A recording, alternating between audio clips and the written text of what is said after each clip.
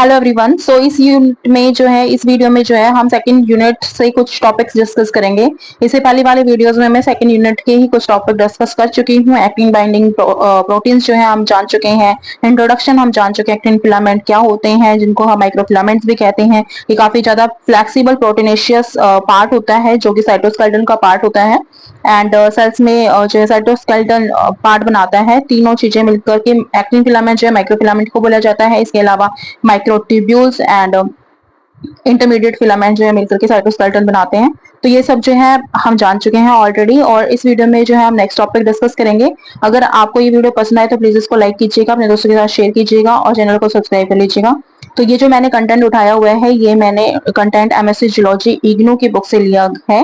First book जो है इसकी मॉलिक्यूलर सेल बायोलॉजी की, सेकंड यूनिट हम यहाँ पे डिस्कस कर रहे हैं। फर्स्ट जो है मैं डिस्कस कर चुकी हूँ। अगर आपने वो वीडियो नहीं देखी है तो उसकी एक अलग से प्लेलिस्ट बनी हुई है, आप जाइए उसको विजिट कीजिए। उसमें हर एक पॉइंट जो है, हर एक टॉपिक जो है कवर कराया गया है। तो इससे पहले वाली वीडियो में हम ट्रेडमिलिंग के बारे में भी जान चुके हैं, और इस वीडियो में जो है हम अपना नेक्स्ट टॉपिक कवर कर लेंगे। तो बने रहिए मेरे साथ और जुड़े रहिए। इस टॉपिक में जो है इस वीडियो में हम टॉपिक डिस्कस करेंगे organisation of the cortical cytoskeleton. Cortical cytoskeleton किस तरह से ऑर्गेनाइज्ड है, उसकी ऑर्गेनाइजेशन किस तरह से की है। तो चलिए स्टार्ट करते हैं वीडियो को बिना देरी करते हुए। तो organisation of the cortical cytoskeleton, cytoskeleton आप जान ही चुके हैं। The cortical cytoskeleton is a dense and complex network of actin filament. आप सभी जानते हैं कि आपका डेंस एंड कॉम्प्लेक्स नेटवर्क होता है एक्टिन फिलामेंट का साइटोस्केलेटन, और कॉर्टिकल साइटोस्केलेटन इसी को बोला जाता है। फिलामेंटस एक्टिन जो है, एप एक्टिन जो है, ये यहाँ पे जो वर्ड दिया गया है एप एक्टिन, ये है फिलामेंटस एक्टिन। तो यहाँ पर जो वर्ड दिया गया है एप एक्टिन, यह है filamentous actin is in human body के अंदर। तो ह्यूमन बॉडी के अंदर जो आपका एक्टिन फिलामेंट है, या जिसको फिलामेंटस एक्टिन भी कहते हैं, ये का कॉम्प्लेक्स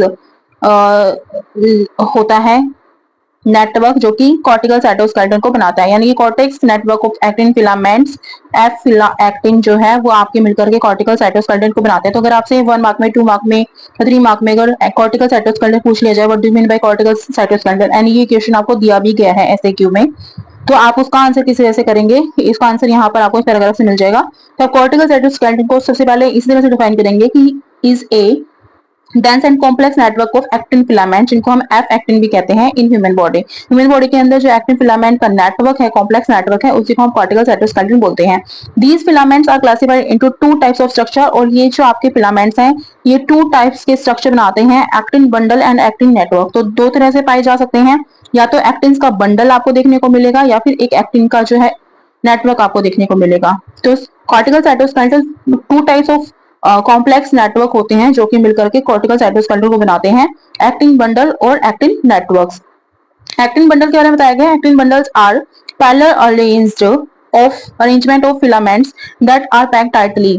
तो पैरेलली अगर अरेंज होंगे आपके फिलामेंट्स, तो वो आपके बनाएंगे एक्टिन बंडल्स को, जो कि काफी टाइटली पैक्ड होते हैं, एक दूसरे से काफी टाइटली जुड़े हुए होते हैं। While actin network form diagonal structures that create a 3D network, जबकि जो आपके एक्टिन नेटवर्क होते हैं वो 3D नेटवर्क बना लेते हैं, 3D मैशवर्क जो है बना लेते हैं। एक तरह से डायगोनल स्ट्रक्चर्स होते हैं, इस तरह से रैंडमली जो है पड़े हुए होंगे आपके साइटोसोल में, ठीक है।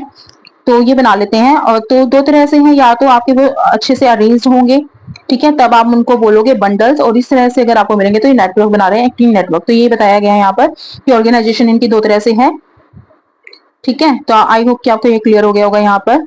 तो आगे बताया गया है 3D मैशवर्क बना लेते हैं, अगर नेटवर्क होंगे actin network with semi solid gel properties fimbrin. तो यहाँ पे एक जेली लाइक जो है प्रॉपर्टी भी देखने को मिलेगी, जिनको हम फिम्ब्रिन बोलते हैं। Is a bundling protein that has different types of cells develop surface projection, जिसकी वजह से सरफेस का प्रोजेक्शन बनाने में हेल्प मिलती है।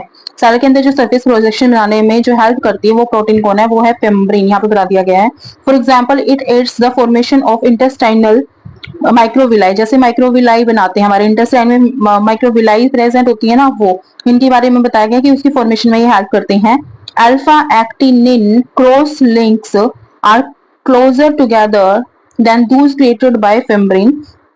तो अल्फा एक्टिनिन जो है वो आपके एक दूसरे से क्रॉस लिंक्ड होते हैं, ज्यादा अच्छे से टुगेदर बने हुए थे एक साथ, जैसे फिम्ब्रिन की बजाय, यानी कि फिम्ब्रिन की बजाय जो अल्फा एक्टिनिन क्रॉस लिंक्स होते हैं वो अच्छे से एक दूसरे के साथ क्लोज होते हैं।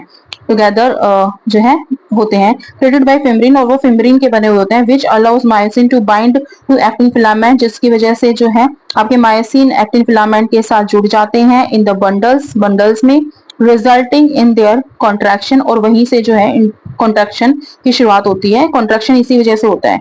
तो यहाँ पर यही बताया गया है, मेन पॉइंट यही है, जो आपकी इंटरस्टाइनल माइक्रोविलाई होती है उनको बनाने में हेल्प करती है फिम्ब्रिन, ठीक है, जो कि क्या करती है, बिल्डिंग प्रोटीन होती है, जो कि different types of cell develop surface projection को बनाने में हेल्प करती है। इंटेस्टाइनल माइक्रोविलाई में प्रेजेंट होती है। Alpha actinin cross links are closer together, alpha actinin cross links जो है एक दूसरे के काफी ज्यादा नजदीक होते हैं देन दूज क्रिएटेड बाय फिम्ब्रिन, फिम्ब्रिन की बजाय जो अल्फा लिंक्ड क्रॉस लिंक्स होते हैं वो एक दूसरे के काफी क्लोज होते हैं, which allow myosin to bind. तो ये जो अल्फा एक्टिनिन होते हैं ये अलाउ करते हैं मायोसिन को कि ताकि ये एक्टिन फिलामेंट के साथ जुड़ जाएं इन बंडल्स में। तो जो हमारे एक्टिन फिलामेंट हमारे प्रेजेंट है बंडल्स में प्रेजेंट है, एक तो एक नेटवर्क में प्रेजेंट है, तो बंडल्स में जो जुड़ जाए तो उनको हेल्प करते हैं अल्फा एक्टिनिन क्रॉस लिंक्स, ठीक है। तो ये बताएगा रिजल्टिंग इन देयर कॉन्ट्रैक्शन, ताकि वहां पे कॉन्ट्रैक्शन हो सके। तो जो कॉन्ट्रैक्शन होती है वो इसी वजह से होती है। The cortical cytoskeleton play a significant role in the neurocrine cell secretion process. तो न्यूरोस्ट्रीन जो सेल सिक्रेशन प्रोसेस होती है उनमें हमारे कॉर्टिकल साइटोस्केलेटन जो है काफी इंपॉर्टेंट रोल प्ले करते हैं। ये बुक में आपको फिगर दिया गया है, show the cortical cytoskeleton structure and chromatin cells. तो यहाँ पे ये बताया गया मैफिलिन सेल्स बताया गया, ये आप एक बार देख लीजिएगा। आई डोंट थिंक ये ज्यादा इंपॉर्टेंट है क्योंकि आप इस फिगर को भी किस तरह से ड्रॉ कर पाओगे आई डोंट नो, इतना ज्यादा क्लियर नहीं है बुक में भी। तो नेक्स्ट टॉपिक देखते हैं।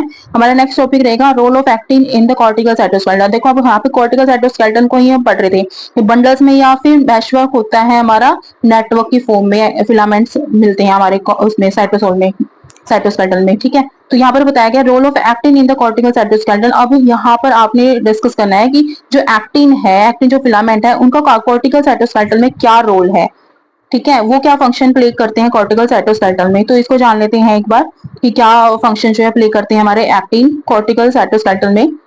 तो यहाँ पे बताया गया द सेल कॉर्टेक्स, जो सेल का जो कॉर्टेक्स है is compose of actin filament network. जो सेल का कॉर्टेक्स जो है एक्टिन फिलामेंट नेटवर्क का ही बना होता है। तो मेन तो ये है role of actin in the cortical cytoskeleton, कि जो साइटोस्केलेटन कॉर्टिकल साइटोस्केलेटन है वो एक्टिन फिलामेंट का ही बना है। सबसे मेन पॉइंट तो यही है कि वो बना ही एक्टिन फिलामेंट का है। And related actin binding proteins, actin filament network और एक्टिन बाइंडिंग प्रोटीन्स मिलकर के हमारा कॉर्टिकल साइटोस्केलेटन बना है, which are essential in maintaining the cell structure, जो किसमें वर्क करता है। अब इसका फंक्शन आ गया कि सेल के स्ट्रक्चर को बनाने में, मेंटेन करने में हेल्प करता है। And facilitating various processes inside and on the cell surface, cell के अंदर और सेल के बाहर जो सरफेस पर बहुत सारी ऐसी एक्टिविटीज होती है जिनको ये फैसिलिटेट करता है, कौन, actin filaments. Such as mobility, vascular trafficking, जैसे कि मोबिलिटी को या फिर वैस्कुलर ट्रैफिकिंग को। वैस्कुलर ट्रैफिकिंग क्या है कि वेसल्स जो है, वैस्कुलर ट्रैफिकिंग में मतलब चीजों का आदान प्रदान करना, कि चीजें जो है ट्रांसपोर्ट हो सके इजीली, तो उसमें भी हेल्प करता है। मस्कुलर मूवमेंट, मस्कुलर मूवमेंट में, मसल्स की मूवमेंट में भी हेल्प करता है एक्टिन फिलामेंट कॉर्टिकल साइटोस्केलेटन। यानी कि हमारे सेल्स में जो कॉर्टिकल साइटोस्केलेटन है वो जो एक्टिन फिलामेंट के नेटवर्क से और एक्टिन बाइंडिंग प्रोटीन से बना है, तो उसकी मूवमेंट में भी हेल्प करता है हमारा एक्टिन। तो ये बताया गया। तो इंपॉर्टेंस इसकी तो हर एक लाइन जो इंपॉर्टेंट है आप देख लीजिए। In many mammalian red blood cell, जैसे कि बहुत सारी मैमलियन ब्लड सेल्स के अंदर the cortical actin cytoskeleton is responsible for their biconcave disc shape. तो यहाँ पर जो आपका ये होता है बाइकनकेव डिस्क शेप का होता है actin cytoskeleton, cortical actin cytoskeleton, ठीक है। तो बाइकनकेव डिस्क शेप बनाता है सेल्स की, ब्लड सेल्स की।